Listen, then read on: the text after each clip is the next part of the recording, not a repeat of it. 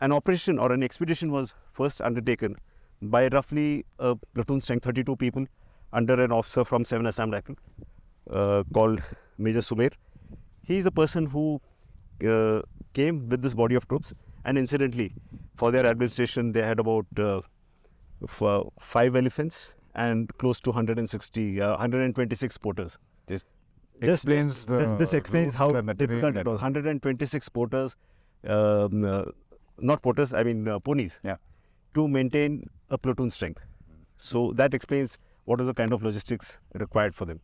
So this operation or this expedition was called as Srijidga. Now, it's a word which most of us don't know. I have to research what this word is.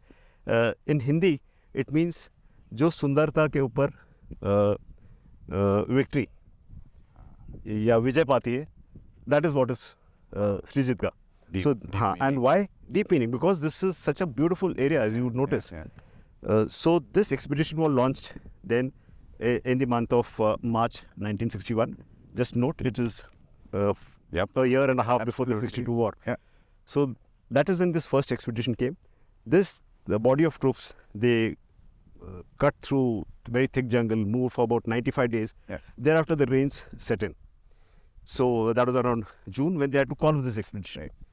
So while they tried for 95 days, but they had to call this off. Subsequently, once the rains subsided, the then IG, the force was being headed by a brigadier, Major General A.S. Guraya, who was then a brigadier but later on went to become a major. So he, as the head of the force, again led the expedition. And now this was a larger force. Successfully this time. And if I recollect, they had about 7 officers with them, close to 112 or 120 people, as also 365 ponies, besides a large number of porters. So these people, their job was in some way made easy because the earlier expedition had come. Major Sumer, who had taken part in the first expedition, came along with them. But what I also forgot to mention in my earlier part was when Srijidga 1 happened, they came to this village, Gandhigram. Which is now called as Gandhigram. So the Indian flag was established there by Major Sumer Singh sometimes in June 1961. So when Srijidga 2 happened under General Guraya, one, like I said, their job was made easier because a certain part of the route was already recceed.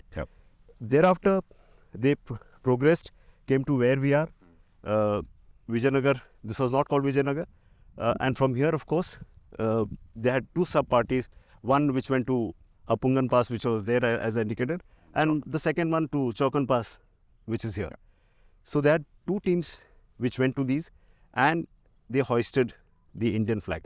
Now here, interestingly, as they were coming to Vijaynagar from Gandhigram, en route, they met about 300 people. These 300 people had come from Chaukan Pass. And when questioned, they said there is another batch of about 3,000 people who had come in from China. Armed, large number of them armed, who were to come here in a week's time. So this part is something which is not known to most of us. Everyone knows of what happened in Siachen, where we preempted the Pakistan by 24 hours. General Kulkarni, then a company commander. Here, General Guraya's party preempted the Chinese by about a week.